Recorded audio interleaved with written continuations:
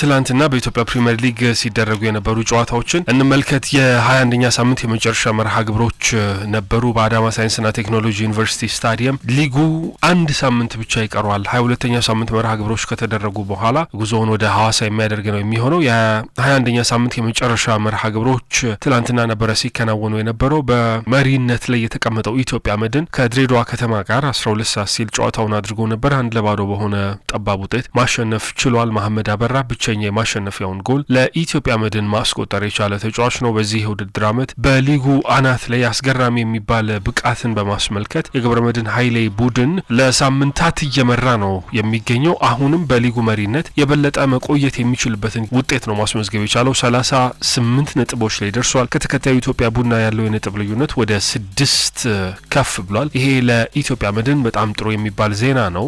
ቡድኑ ሰሞነኛ የውጤት ጦቶች የገጠሙት ይመስሉ ነበረ። ባለፉት 3 ጨዋታዎች አንዱን ብቻ ነበረ ማሸነፍ የቻለው። በወላይታ ዲቻ መድን ሲሸነፍ ተመልክተነዋል። ከዚያ ባለፈ በፋሲል ከነማም ተመሳሳይ በ1-0 ውጤት ሲሸነፍ ነበረ። በመሃል ድሬዳዋ ከተማን ገጥሞ ያሸነፈው ኢትዮጵያ መድን አሁንም ኢትዮጵያ መድን አሸናፊነቱን ድሬዳዋ ከተማ ላይ መልሶታል። ባለፉት ጥቂት ሳምንታቶች ከዚህ ቡድን ጋር 3 ጊዜ ነው የተገናኙት። 3ቱንም ደግሞ በአሸናፊነት መወጣት ችለዋል። አሰልጣኝ ገብረመድህን ኃይሌ ጥሩ የሚባል ውጤት ነው።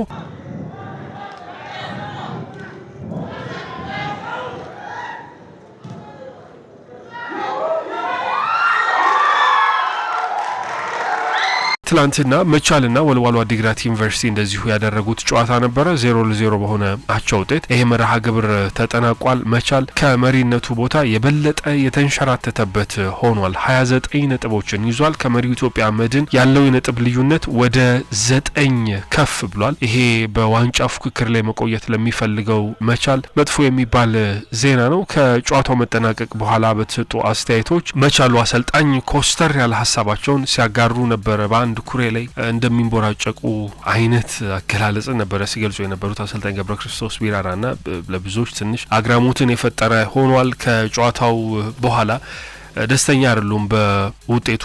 አሰልጣኙ ሀሳባቸውን ለሶከር ኢትዮጵያ ሲያጋሩ ነበርና የኢትዮጵያ እግር ኳስ አንድ ኩሬ ውስጥ ሁሉም የሚንቦራጨቅበት አይነት ነው የሚል ሀሳባቸውን አጋርተዋል። አሰልጣኝ ጸጋዬ ኪዳነ ማርያም ወልዋሎ አዲግራት ዩኒቨርሲቲን ይመራሉ። በዚህ ውድድር ዓመት አሁንም ባለ 1 አሃዝ ነጥቦችን ይዞ የተቀመጠው ቡድን ነው። ታች የሊጉ ግርጌ ላይ የተቀመጠው ክለብ 1 ነጥብ አሳክቶ ወጥቷልና የጨዋታው ሰዓት አመቺ እንዳልነበረ አሰልጣኙ ሀሳባቸውን አጋርተዋል። የ22ኛ ሳምንት የኢትዮጵያ ፕሪሚየር ሊግ ጨዋታዎች በአዳማ ሳይንስና ቴክኖሎጂ ዩኒቨርሲቲ ስታዲየም የሚቀጥሉ ነው የሚሆነው። ከነገ ጀምሮ ውድድሩ ሲቀጥል ሐዋሳ ከተማ ከኢትዮጵያ ቡና 9 ሰዓት ላይ፣ ኢትዮ ኤሌክትሪክ ከስሁል ሽረ 12 ሰዓት ላይ በሚያደርጉት መርሃ ግብር ይከፈታል። ሰኞ ሀዲያ ሆሳዕና ከባህር ዳር ከተማ፣ ሲዳማ ቡና አዳማ ከተማ ጨዋታቸውን ያደርጋሉ። ኢትዮጵያ መድን ከኢትዮጵያ ንግድ ባንክ፣ ወላይታ ዲቻ ከወልዋሎ አዲግራት ዩኒቨርሲቲ ማክሰኞ የሚደረግ መርሃ ግብር ነው። ረቡዕ 3 ጨዋታዎች ይኖራሉ። አርባ ምንጭ ከተማ ከመቀሌ ሰባ እንደርታ፣ መቻል ከፋሲል ከነማና ቅዱስ ጊዮርጊስ ከድሬዳዋ ከተማ ጋር ጨዋታቸውን ያከናውናሉ። የኢትዮጵያ ፕሪሚየር ሊግን ቀደም ብዬ እንደጠቀስኩት የኢትዮጵያ መድን እየመራ ነው የሚገኘው። 38 ነጥቦችን ይዟል። ካደረጋቸው 19 ጨዋታዎች የኢትዮጵያ ቡና በ32 ነጥብ እየተከተለ ይገኛል። ሀዲያ ሆሳዕና 32 ነጥብ አለው። ባህር ዳር ከተማ፣ አርባ ምንጭ ከተማ፣ ወላይታ ዲቻ እኩል 30 ነጥብ ይዘው ነገር ግን በግብ ክፍያ ተበላልጠው እስከ 6ኛ ያለውን ደረጃ ይዘው የተቀመጡ ናቸው። በወራጅ ቀጠናው ላይ ሐዋሳ ከተማ 15ኛ ደረጃ ላይ ተቀምጧል በ19 ነጥብ እኩል 19 ነጥብ የያዘው የባሰ ጎል እዳ ያለበት አዳማ ከተማ 16ኛ ነው። ስሁል ሽረ በ15 ነጥብ 17ኛ፣ ወልዋሎ አዲግራት ዩኒቨርሲቲ 9 ነጥቦችን ይዞ 18ኛ ደረጃ ላይ ተቀምጧል። ባለፈው ሃትሪክ ማስቆጠር የቻለው 3 ጎሎችን ከመረብ ያሳረፈው አህመድ ሁሴን በ10 ጎሎች የከፍተኛ ጎል አስቆጣሪነቱን እየመራ ነው የሚገኘው። ከአርባ ምንጭ ከተማ አሊ ሱሌማን ከሐዋሳ ከተማ፣ አንተነህ ተፈራ ከኢትዮጵያ ቡናና ያሬድ ብርሃኑ ከመቀለ ሰባ እንደርታ እኩል 8 ጎሎች ያሏቸው አጥቂ ስፍራ ተጫዋቾች ናቸው። በሌሎች የሀገር ውስጥ ጉዳዮቻችን ደግሞ እንደዚሁ ቆይታ እናደርጋለን። የኢትዮጵያ ከ17 ዓመት በታች ብሔራዊ ቡድንን እናነሳለን። ይሄ ብሔራዊ ቡድን ወደ ካሜሩን አምርቷል። የዓለም ዋንጫ የማጣሪያ መርሃ ግብሮችን ለማድረግ በዝግጅት ላይ እንደሚገኝ ይታወቃል። ይሄ ብሔራዊ ቡድኑ ከሚያደርገው ጨዋታ አስቀድሞ የመጨረሻ ልምምዱን ትላንትና በኦሌምቤ ስታዲየም አከናውኗል። የካሜሩንና የኢትዮጵያ ከ17 ዓመት በታች ብሔራዊ ቡድን የዓለም ዋንጫ ማጣሪያ ሁለተኛ ዙር የመጀመሪያ ጨዋታ ዛሬ በኦሎምፒክ ስታዲየም ምሽት 3 ሰዓት ላይ የሚከናወን ነው የሚሆነው። የኢትዮጵያ ብሔራዊ ቡድን በዚህ ጨዋታ ላይ ሙሉ ቢጫ ማሊያ ለብሶ ወደ ሜዳ እንደሚገባ ጭምር ለማወቅ ተችሏል። የኢትዮጵያ እግር ኳስ ፌዴሬሽን በማህበራዊ ትስስር ገጾቹ ይህንን መረጃ አጋርቶናል። ወደ ከፍተኛ ሊግ ጉዳዮች እንሸጋገር። ትላንትና የ15ኛ ሳምንት የምድብ ሀ የመጨረሻ ጨዋታዎች ሲደረጉ ነበረ። አዲስ አበባ ከተማ በጋሞ ጨንቻ 1-0 በሆነ ውጤት ተሸንፏል። በኃይሉ ተስፋዬ ብቸኛውን ጎል ማስቆጠር ችሏል 56ኛው ደቂቃ ላይ። ቤንች ማጂ ቡና ደግሞ ነቀምቴ ከተማን 2-1 በሆነ ውጤት ማሸነፍ ችሏል። ሙሉቀን ተሾመና ነጋሽ ታደሰ ጎሎቹን ማስቆጠር ችሏል። ለቤንች ማጂ ቡና በፍጹም ቅጣት ምት ቤዛ መድህን ጎል አስቆጥሯል ለነቀምቴ ከተማ።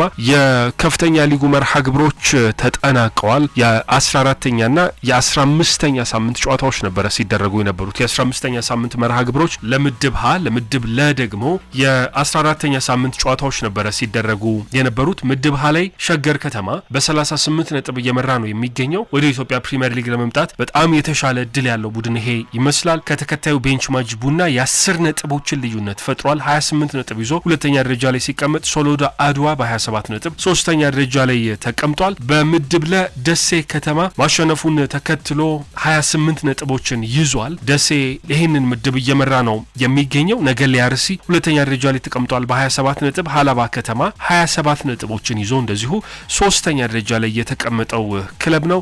ከፍተኛ ጎል አስቆጣሪነቱን ጌትነት ተስፋዬ ከወልቂጤ ከተማ በ10 ጎሎች እየመራ ነው የሚገኘው ሲል የኢትዮጵያ ከፍተኛ ሊግ መረጃውን አጋርቶናል። በይፋዊ ድረገጹ የኢትዮጵያ እግር ኳስ ፌዴሬሽን ያጋራው መረጃ ነው። ናትናኤል ዳንኤል 9 ጎሎች አሉት ከቤንች ማጂ ቡና። 8 ጎሎች ያላቸው የነገሌ አርሲው ገብረ መስቀል ዱባልና የሸገር ከተማው ያሬድ መኮንን በከፍተኛ ጎል አስቆጣሪነቱ ፉክክር ላይ ይገኛሉ። የሊጉ ጨዋታዎች የ15ኛና የ16ኛ መርሃ ግብር ደግሞ የሚቀጥሉ ነው የሚሆነው። ምድብ ላይ 15ኛ ሳምንት መርሃ ግብሮች በአበበ ቢቂላ ስታዲየም ከሰኞ ጀምሮ መደረግ ይጀምራሉ። ሻሸመኔ ከተማ ከሀላባ ከተማ፣ ነገሌ አርሲ ደግሞ ከአክሱም ከተማ ሰኞ የሚደረጉ ጨዋታዎች ናቸው። ማክሰኞና ረቡዕ ጨዋታዎቹ ይቀጥላሉ። ለምድብ ሀ ደግሞ በሐዋሳ አርቲፊሻል ስታዲየም ማክሰኞ ጨዋታዎቹ ይቀጥላሉ። 8 ሰዓት ሲል ሸገር ከተማ ከሶሎዳ አድዋ፣ ወልቂጤ ከተማ ከደደቢት ደግሞ 10 ሰዓት ላይ ይገናኛሉ። ረቡዕ እንጅባራ ከተማ ቀምቴ፣ አምቦ ከተማ ከደብረ ብርሃን ከተማ መርሃ ግብሮቹ የሚቀጥሉ ናቸው ሲል የኢትዮጵያ እግር ኳስ ፌዴሬሽን በማህበራዊ ትስስር ገጾቹ አጋርቶናል መረጃውን። ሴቶች ፕሪሚየር ሊግንም እንደዚሁ እንቀጥል። የኢትዮጵያ ሴቶች ፕሪሚየር ሊግ የሁለተኛ ዙር ውድድር ዛሬ በሚደረጉ ጨዋታዎች መርሃ ግብሮቹ ይቀጥላሉ። የ14ኛ ሳምንት ጨዋታዎች ዛሬ ሐዋሳ ከተማ 4 ሰዓት ላይ ከሲዳማ ቡና ጋር ጨዋታቸውን ያደርጋሉ። ቂርቆስ ክፍለ ከተማ ደግሞ 10 ሰዓት ሲል ከኢትዮ ኤሌክትሪክ ይገናኛሉ። ነገ አዲስ አበባ ከተማ በ4 ሰዓት ከባህር ዳር ከተማ፣ አርባ ምንጭ ከተማ ደግሞ ከአምበሪቾ ጋር ይገናኛሉ። ሰኞ የሚደረጉ 2 ጨዋታዎችም እንደዚሁ አሉ። የኢትዮጵያ ሴቶች ፕሪሚየር ሊግን ኢትዮጵያ ንግድ ባንክ በ37 ነጥብ እየመራ ነው የሚገኘው። ሐዋሳ ከተማ 26 ነጥቦችን ይዞ ይከተላል። መቻል በ24 ነጥቦች ሶስተኛ ደረጃ ላይ ተቀምጧል። የከፍተኛ ጎል አስቆጣሪነቱ በሴናፍ ዋቁማ ነው እየተመራ የሚገኘው። በጣም ብዙ ልዩነትን መፍጠር ችላለች። የኢትዮጵያ ንግድ ባንኩ አጥቂ 15 ጎሎችን ማስቆጠር ችላለች። 5 ጎሎችን ያስቆጠሩ ደግሞ ሌሎች በጣም በዛ ያሉ ተጫዋቾች እየተከተሉ ነው የሚገኙት። ልዩነቱ በጣም ሰፊ ስለሆነ እዚህ ተጫዋች ላይ ይደርሳሉ የሚል ሀሳብ እንኳን ያለ አይመስልም።